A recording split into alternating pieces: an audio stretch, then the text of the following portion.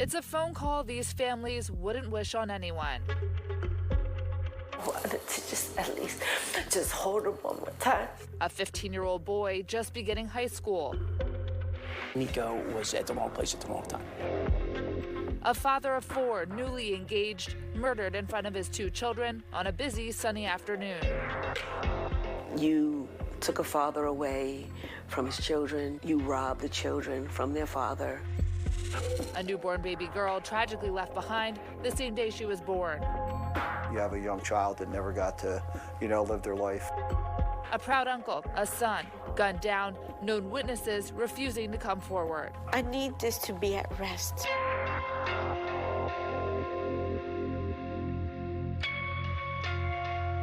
We see the damage and feel the pain of the loss in our communities every day. Closure doesn't change that, but those left without answers and justice say they are stuck in that day and haunted by the reality that the person responsible might still be out there. The hope is that revisiting these cases can refresh the public, bring in a tip, or cause a change of heart for someone out there to come forward and do the right thing. I'm Kelly Rule. This is SOS Unsolved Cases.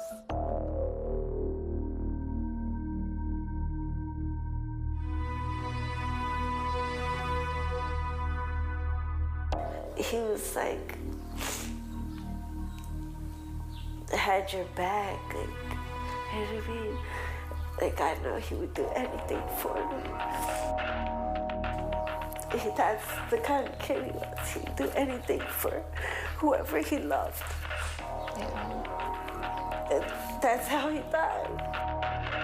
15-year-old Nico Rivera was in many ways a typical teenage boy.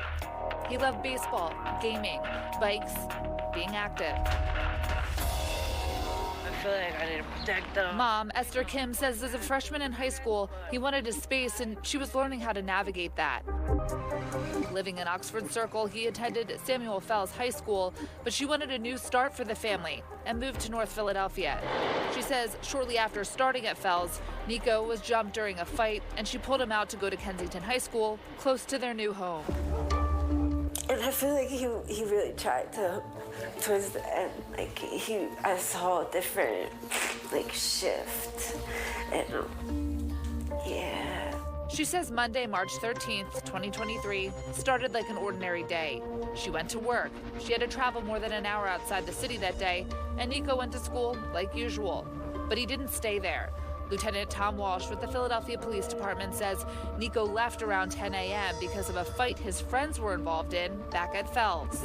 From the little bit of video we recovered from the high school, it appears as though some younger males entered the high school, and there was a fight between those males and 1 or 2 people that were actually attending the high school. Police can't say if Nico ever entered the school, but they know he met up with those friends in the area of 6100 Algon Avenue. It was there just after noon that officers got a 911 call about a person with a gun and responded, they say, to find Nico on the ground with multiple gunshot wounds to his body. The way the investigation unfolded, we believe that Nico's friend was actually the intended target and that Nico was at the wrong place at the wrong time. Esther says she got a phone call from a doctor at Einstein Medical Center around 1 p.m. telling her that her son was there and she needed to come in person. She rushed back to the city. I was really trying to respect the system of things, but I didn't even get to see him. Like, I got there, and he was already gone. He was already at the corners. I wanted to just at least just hold him one more time, but I didn't get to see him, and he was already there. Police later released this surveillance video. They say it shows this man, believed to be one of 3 shooters, cross Algon Avenue and walk down Oxford Avenue, then turn around and suddenly start shooting Nico, who was walking with his friend at the time. So while the video shows 1 shooter, the physical evidence shows that there was at least 3 guns that were fired that day. Just based on video, it's very tough. Like you said, you saw it, it's not very clear. Even if you do have video, you're going to still need the public's help. You're going to need somebody to step up and identify who that person is in that video. I could have hours and hours of video, crystal clear, and still not know who those people are. Esther says the video is haunting. I don't know, the gun culture, I was oblivious. He used to wear like 3 jackets, the poor thing. And I would be like snapping on him, like, why are you wearing 3 jackets? Like, what are you? And I think that he thought like that would protect them. Like, I didn't think that age group was already like that. It's very disturbing. About a month after Nico's death, the Philadelphia School District reported that 100 students were shot during the 2022 to 2023 school year. Esther says Nico's friend walking with him when he was killed was later injured in a different shooting. The boy that was running with my son in the video, he got shot like a little while later. He got shot. Like, they found him and they tried to kill him too. He didn't die. He didn't die, but he's not speaking. All the kids know who it is. All the school knows it. It went in there the day he got killed. They went in the school, and then that's where it started. And then it just flowed over to the projects over there. I understand that they're scared, and the hope I hold on to is maybe when they turn into adults. Even if this case doesn't get solved till years later and it's on their conscience, maybe they choose to say something. In Esther's apartment, where her daughter also lives and who's now 15 years old, Nico's bike sits in a bedroom. His picture with candles on her island, his cross, which was a placeholder before his headstone came in, sits with her plant display. And she rested this donated painting by her bedside. You know, I just kind of try to respect the system. Trying to call, be angry and yell and demand it doesn't get anything done. You kind of like become your own like vigilante, like, because you feel like you're not doing nothing. You feel like, okay, well then I gotta do it myself, and I lose energy. Police say the evidence has only taken them so far. Now they need the public's help. At first I was kind of like, you know, let nature take its course, like it's just gonna cycle back. I have bad thoughts for them. They hurt my child. Like I want them to feel my pain, I guess. Everybody went to high school. Everybody was a teenager. Things aren't kept quiet. We just need somebody, anybody, just to come forward, help us out just a little bit.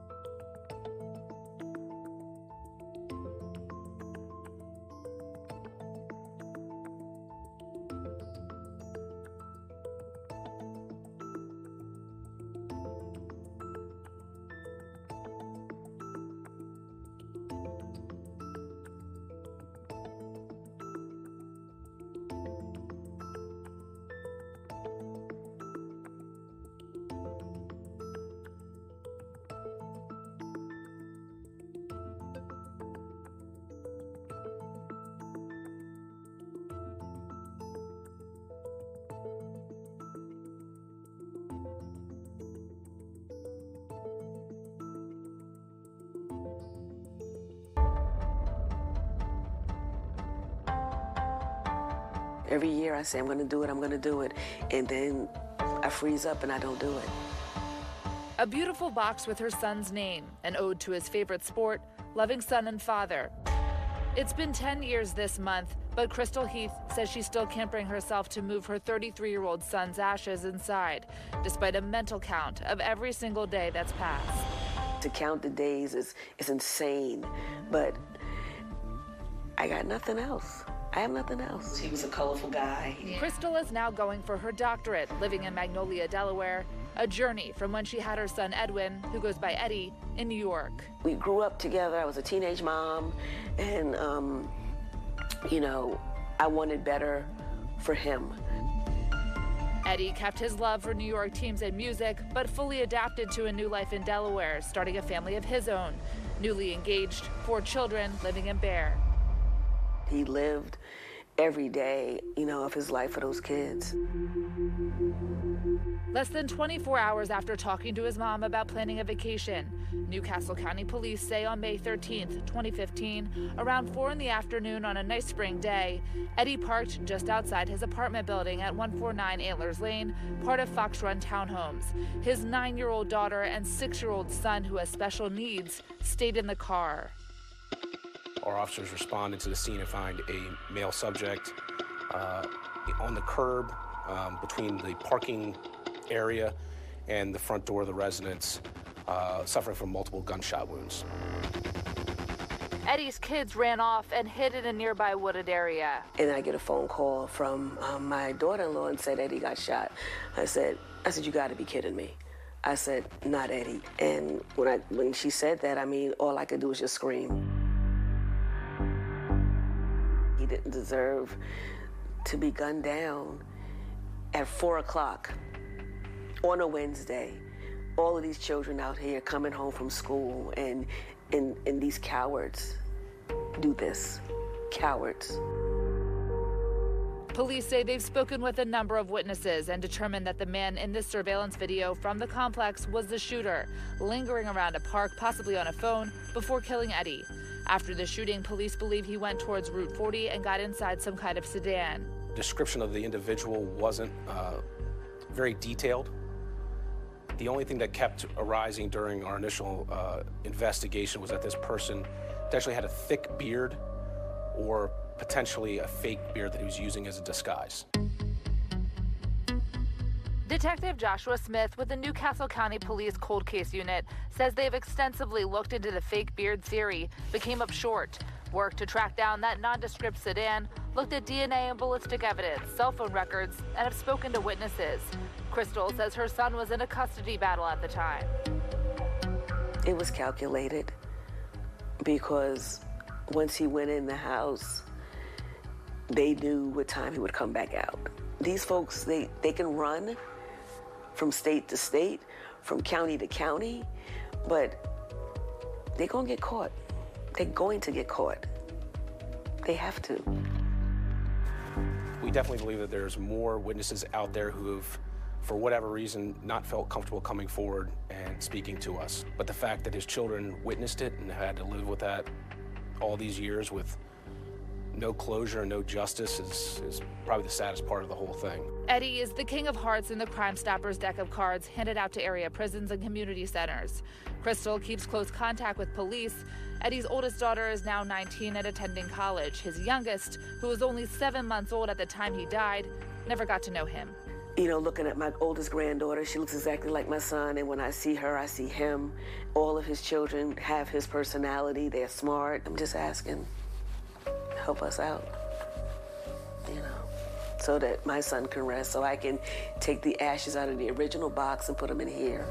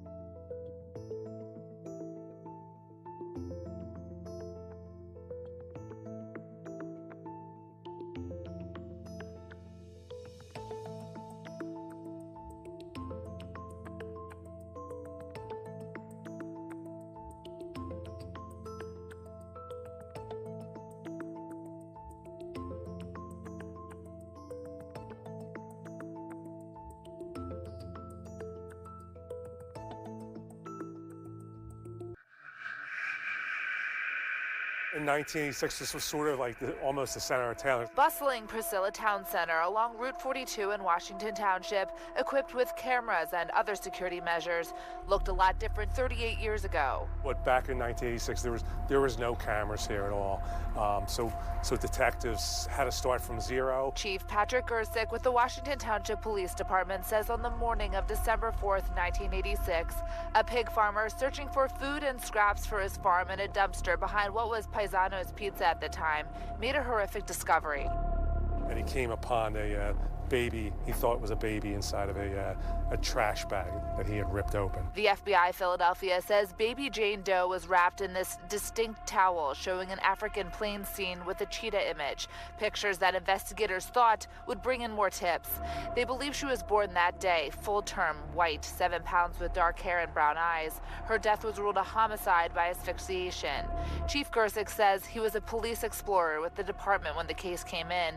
Baby Jane's file sits on his desk. He frequently talks with the since retired detectives that diligently work the case. They believe whoever left the baby back in that dumpster was from this area. There was no one in the motels, 3 or 4 in town at the time, that any of the managers could remember, like a pregnant female staying there. The detectives also checked with the local schools in like the South Jersey area, seeing if there was any pregnant students possibly. Chief Gersick says investigators are using forensic DNA testing with the evidence they have to try to get answers, giving him renewed hope. He shared this picture of baby Jane's unmarked grave in Calvary Cemetery in Cherry Hill, donated by the Diocese of Camden shortly after her death. She was named Christine in honor of Christmas by those that helped with that process.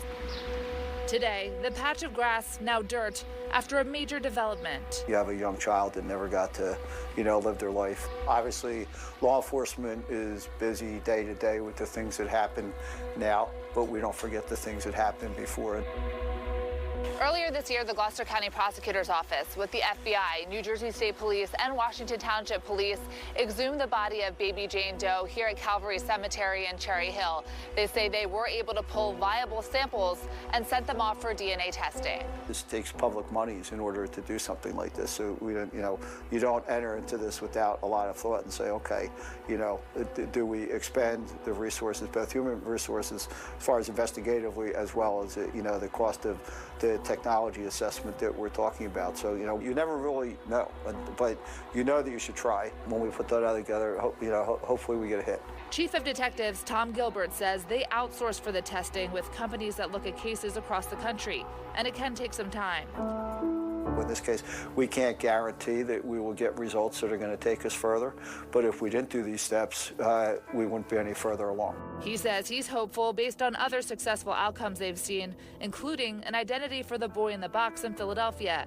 That came after exhuming his body for a second time and testing DNA, leading to their first crack in the case in 66 years. But when you see those, victories get accomplished, leveraging this technology, it does encourage us. This one's worth a try.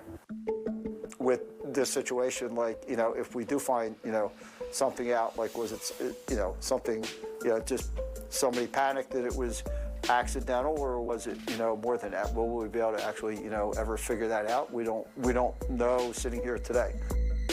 But we hope that by what we're doing, it might get us a step closer to, some answers and understanding.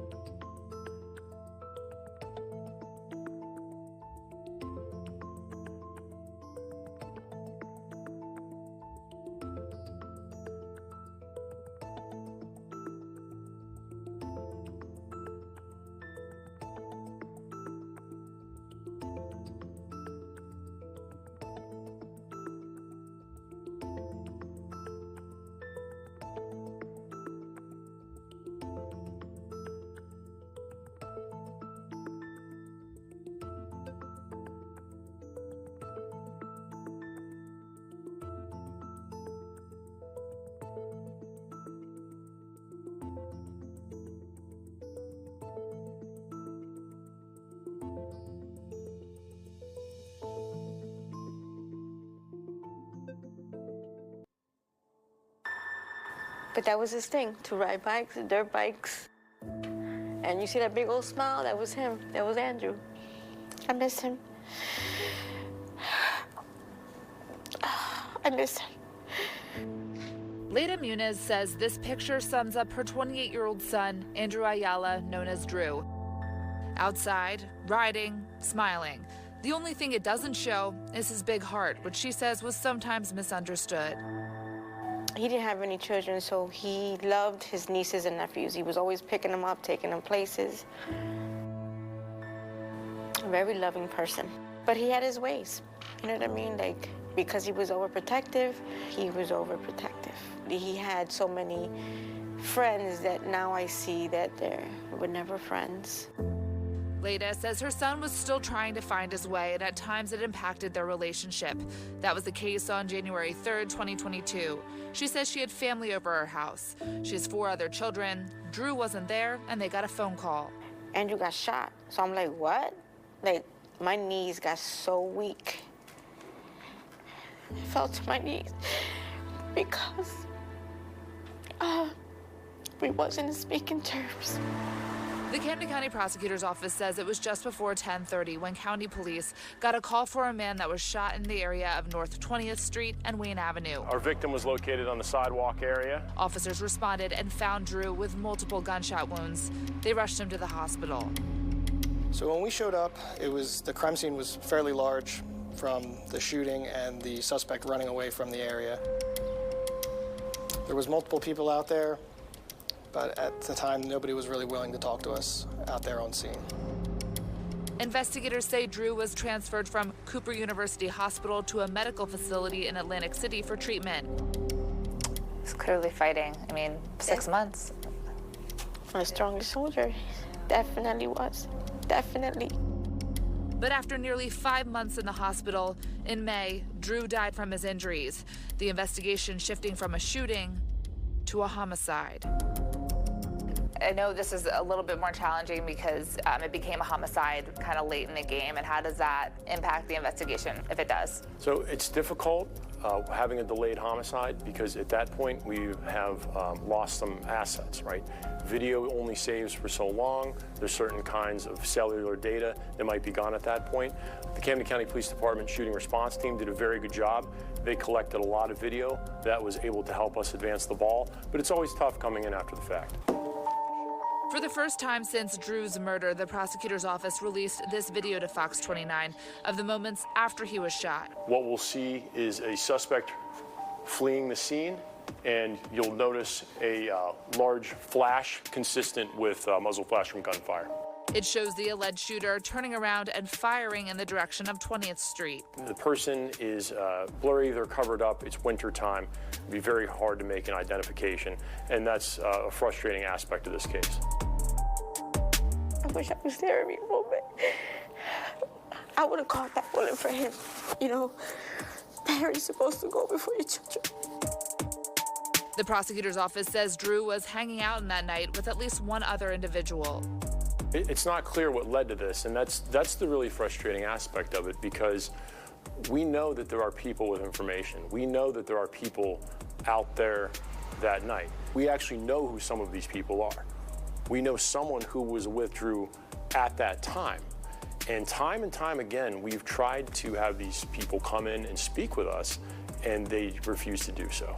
And that's been the hardest part, is watching the family have to suffer and go through this when we know that there are individuals that could move this case forward, and they just refuse to do that. If you could speak to the person that you saw in that video, what would you say to them? I would tell him, you hurt me. You hurt me to where? You hurt me to where I'm not who I used to be. And I don't want this for any parent. Retaliation is something that a lot of people think about, and I don't want that. I need him to do the time because he did a crime. And he took my baby. My baby boy. I ride by that street all the time. Go to the cemetery all the time. I kind of talk to him all the time, you know. What do you say to him? I love him, I miss him. Leda says Drew constantly sends her signs. She holds on to them. Her grief consistent, just evolving, and her pursuit of justice unwavering. My son, no one's an angel. No one. But everybody knew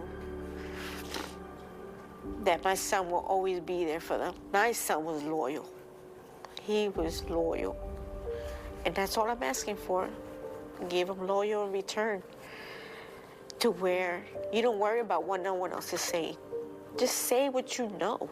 I need this to be at rest, just like where my son is at rest. Someone that could come and straighten this out and help us understand the full picture, but they refuse to do so. And I want to be clear to them, this isn't going away. We want them to come and talk with me, come and talk with the Camden County Police Department, and help us to bring closure for Drew's family. This has been 3 long years for them, and it's time to provide some answers.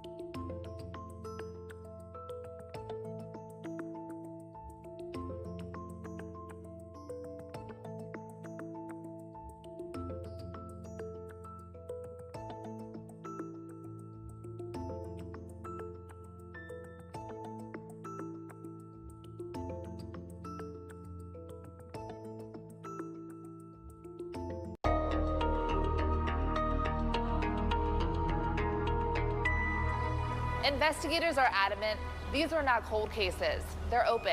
We will continue to share your stories and work with those families to ensure their loved one is not forgotten. I'm Kelly Rule. If you have an unsolved case you would like us to highlight, reach out to me and we will continue to share them. Thank you so much to everyone who helped work on this special, and we'll see you again soon.